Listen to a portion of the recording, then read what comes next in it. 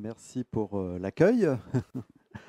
Et donc, bonjour à tous. Donc, je vais peut-être me présenter tout simplement. Donc, je suis Alexandre Nicolas.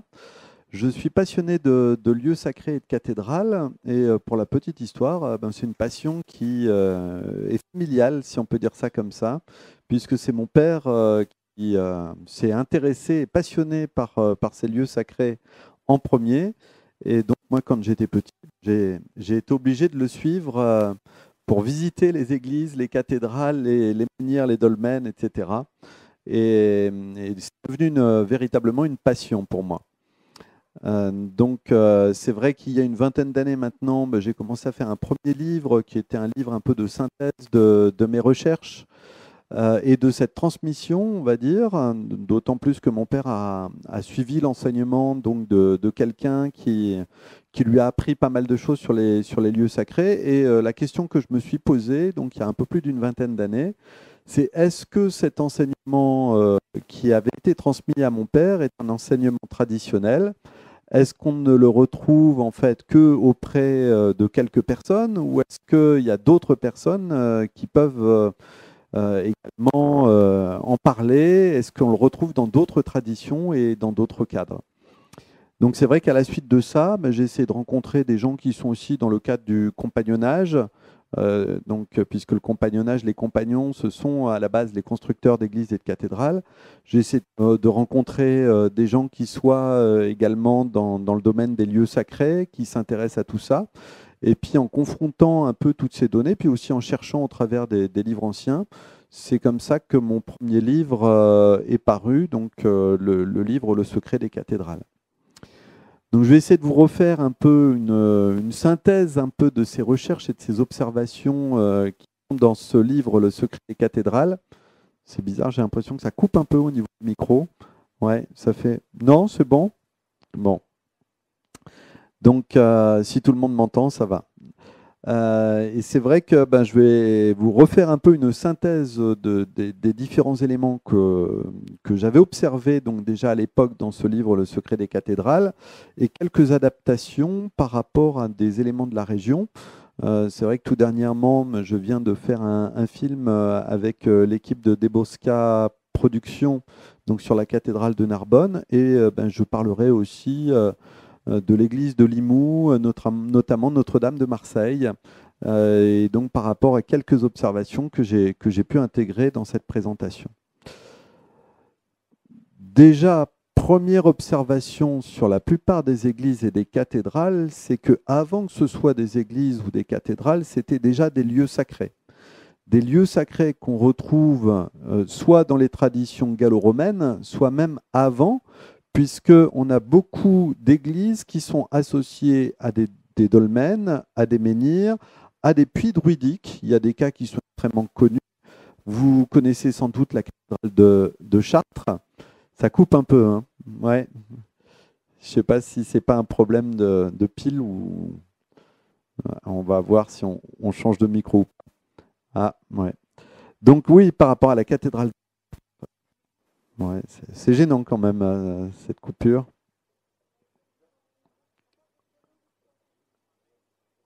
Ouais, juste en changeant de micro, peut-être. Peut-être qu'il y a un micro qui est mieux que l'autre. Normalement, celui-là, il est plus performant. C'est gentil, merci. Donc oui, je disais, vous connaissez sans doute la cathédrale de Chartres. C'est vrai que dans la crypte de la cathédrale de Chartres, eh bien, on retrouve un puits qui est un puits druidique, le puits des Saints-Forts. On sait que c'est un puits druidique parce que à la base du puits, il est carré, pratiquement d'1 mètre sur 1 mètre, orienté selon les axes nord-sud, est-ouest. Donc on a véritablement une organisation sacrée avec une mesure au niveau de ce puits, et donc ça a toutes les caractéristiques de ce qu'on appelle un puits druidique ou un puits celtique, dans lequel on avait des traditions liées notamment aux eaux guérisseuses, aux eaux thérapeutiques. Donc on sait que notamment dans ces puits, on venait à certaines périodes de l'année récupérer l'eau. L'eau a des vertus à certains moments, et on avait des cultes qui étaient voués en rapport avec, j'allais dire, la déesse mère ou les forces de la terre, qu'on a appelé par la suite Notre-Dame de Dessous-Terre dans le cadre des traditions chrétiennes. Et donc, ne serait-ce que par rapport à la cathédrale de Chartres, on voit l'ancienneté. Il y a même un ensemble de légendes sur la cathédrale de Chartres qui disent que cette cathédrale était placée à l'emplacement d'une allée couverte ou d'un dolmen sur lequel on aurait eu 12 pierres et dans lequel était enfuie une Vierge noire ou une Vierge devant enfantée, une Virgo Paritura, telle que c'est indiqué dans des textes anciens.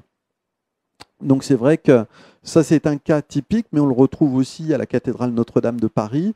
Alors, je vous ai mis en fait par exemple ici sur la première image le pilier des Nautes qui a été retrouvé sous la cathédrale Notre-Dame de Paris. Donc lors de fouilles archéologiques, ce pilier des Nautes, c'est un pilier dans lequel on va avoir des représentations de divinités gauloises et de divinités romaines. Notamment, on retrouve Jupiter comme divinité romaine, mais on retrouve aussi Carnunos, donc le dieu cornu, le dieu ossaire, qui va être représenté sur ce pilier des Nautes. Donc ça montre l'ancienneté au niveau de la cathédrale Notre-Dame de Paris, qui était déjà un lieu de culte antique, et peut-être même au-delà, on avait des cultes anciens en lien avec les prêtresses de l'île de Sein. D'ailleurs, on parle de l'île de la Seine. L'île de la Seine, en fait, ramène à cette île légendaire qu'on retrouve chez les druides, où des prêtresses vouaient un culte tout à fait particulier en lien avec la purification, et au-delà du culte de purification, eh bien, ça permettait à une prêtresse de se mettre dans un état de conscience qui lui permettait de dire l'avenir. C'est un petit peu ces traditions de prophétesse qu'on retrouve dans toutes les traditions, même jusqu'en Grèce, notamment avec la Sibylle de Delphes. Voilà, alors sur ces présentations aussi, je vous montre un certain nombre d'autres églises. On aurait pu faire une conférence rien que sur ce sujet, sur l'association des mégalithes avec l'aspect des églises. Et ça montre véritablement l'ancienneté qu'on peut avoir. Et même encore aujourd'hui, dans beaucoup de fouilles archéologiques, vous avez dans les murs des mégalithes qui sont retrouvés, ou même parfois dans certains piliers. Il y a quelques années, donc j'étais sur la région de la Bretagne, sur la région de Carnac. Et juste à côté de Carnac, vous avez un petit village qui s'appelle Erdevenne, sur lequel aussi vous avez des alignements. Et dans l'église de Erdevenne, il y a eu des fouilles archéologiques qui ont été faites. Et ces fouilles archéologiques ont mis au jour, directement dans un des murs de l'église, un mégalithe. Et donc, on avait certainement un lieu de culte qui était très important dans l'église de Erdevenne, avant que ça soit une église.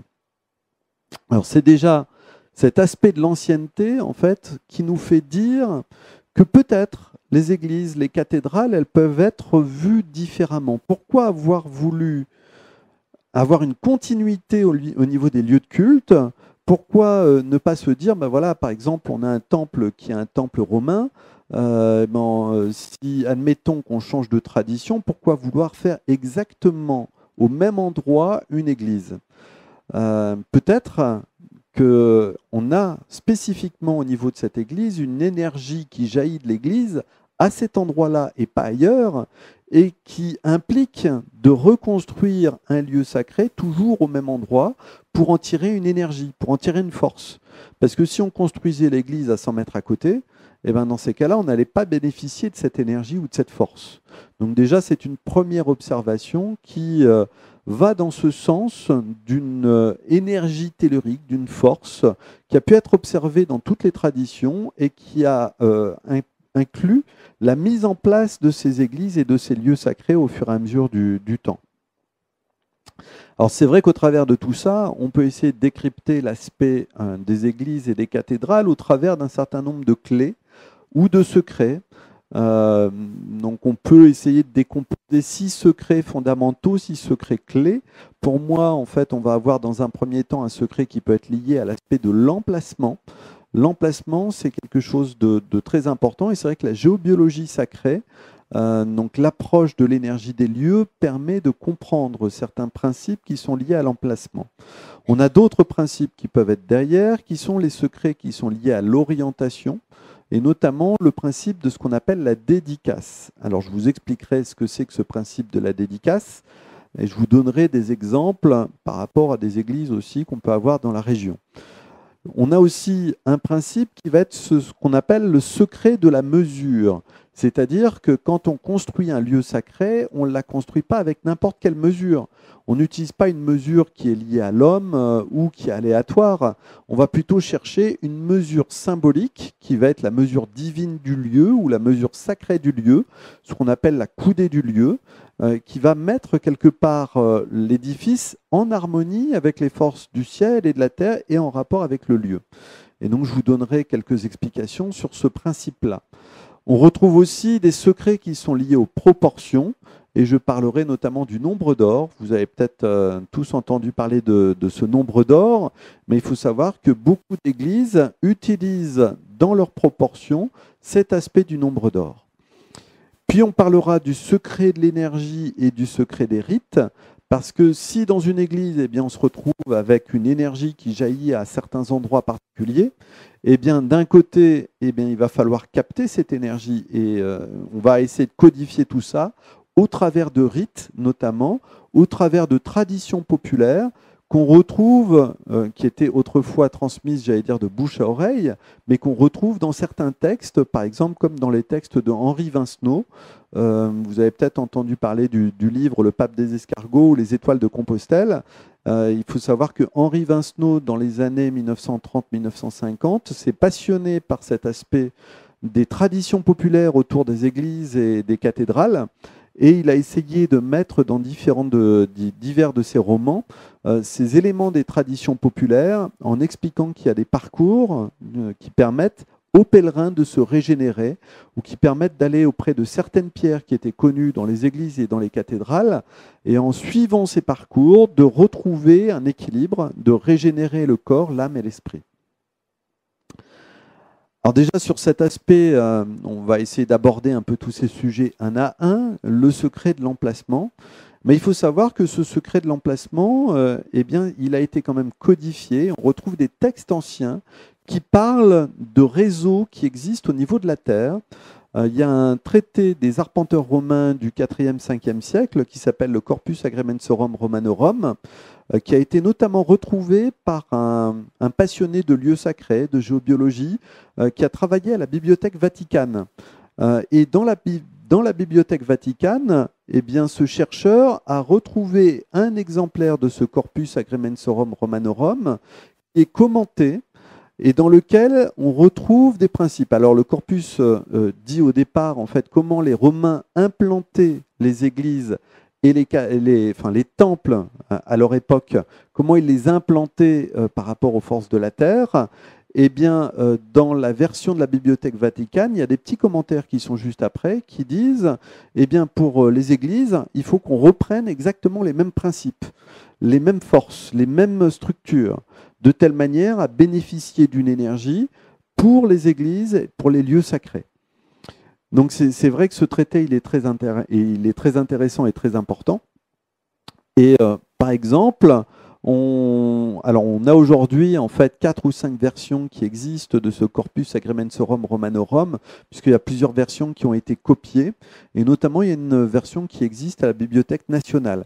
Moi j'ai eu la chance d'avoir quelqu'un qui a pu me sortir quelques planches de la Bibliothèque nationale, qui travaille à la Bibliothèque nationale, et donc on retrouve notamment des planches comme celle-ci dans ce Corpus Agremensorum Romanorum, dans lequel il est décrit déjà des réseaux, des lignes de force qui parcourent la Terre sur un axe nord-sud, est-ouest ou en diagonale, qui explique aussi que quand on a une cité, eh bien, le centre de la cité, ça va être là où on va mettre le temple le plus important au niveau de la cité.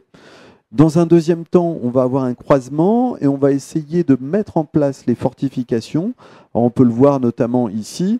Vous avez des fortifications, mais vous avez les portes qui sont ici par rapport aux fortifications, qui permettent de laisser passer ces veines d'énergie qui parcourent la Terre de telle manière à ce que ces veines d'énergie, eh bien, elles puissent rentrer dans la cité. Et au cœur de la cité, bien sûr, on va avoir le temple majeur. Donc on a tout un tas d'explications dans ce corpus qui permettent de comprendre en tout cas une philosophie de mise en place au niveau des cités et qui permet aussi de comprendre que la plupart des grandes cités ont été structurées en rapport avec ces lignes de force. On peut essayer de retrouver cette structuration, cette organisation. C'est vrai qu'au tout départ, dans mes recherches, j'ai fait beaucoup plus de recherches sur les églises et les cathédrales du nord de la France. Pour la petite histoire, moi je suis originaire de la région d'Amiens. Et donc c'est vrai qu'avec mon père, on a surtout découvert dans un premier temps les églises du nord de la France. Et il y a toute une tradition en rapport avec les églises et les cathédrales de style gothique qui sont beaucoup plus développées dans le nord de la France que dans la partie du sud de la France. Bien que dans le sud, on retrouve quand même un certain nombre d'églises et de cathédrales de style gothique. Pour revenir aussi au niveau des cathédrales, il y a une légende comme quoi les Templiers auraient structuré 13 cathédrales dites Notre-Dame de style gothique dans le sud, dans la partie nord de la France. Et ces 13 cathédrales seraient implantées selon un maillage, selon une organisation sacrée qui aurait été faite par les Templiers. Alors j'ai repris notamment ces 13 cathédrales que l'on peut voir ici, dans leur structure, dans leur organisation. Et effectivement, eh bien, si on trace des lignes, eh bien, on peut s'apercevoir qu'on peut faire placer ce réseau dont je parlais tout à l'heure et que effectivement, la plupart de ces cathédrales, de ces 13 cathédrales de style gothique, se placent directement sur ce maillage. Si je reviens sur le plan en fait, qu'on avait au niveau du Corpus Agrimensorum Romanorum, on retrouve une structure pratiquement comme celle-ci. Et dans ce cadre-là, la cathédrale Notre-Dame de Paris serait pratiquement au centre de ce maillage et de ce réseau par rapport à la France. Et ce qui est très intéressant, c'est que de la cathédrale Notre-Dame de Paris, on a ce qu'on appelle une méridienne, une ligne d'énergie qui traverse la France et qui vient couper la France en deux, et sur laquelle on va retrouver un certain nombre de lieux sacrés qui vont être implantés. Déjà, par rapport à cette ligne, cette méridienne, on a Notre-Dame d'Amiens, on a Notre-Dame de Paris, on a Notre-Dame de Bourges, et je ne sais pas si vous le savez, mais si on descend beaucoup plus au sud, on tombe sur la cité de Carcassonne, et puis on va se retrouver pas très loin de Rennes-le-Château, Rennes-les-Bains, où on a cette ligne d'énergie qui vient traverser notre région donc, de l'Aude.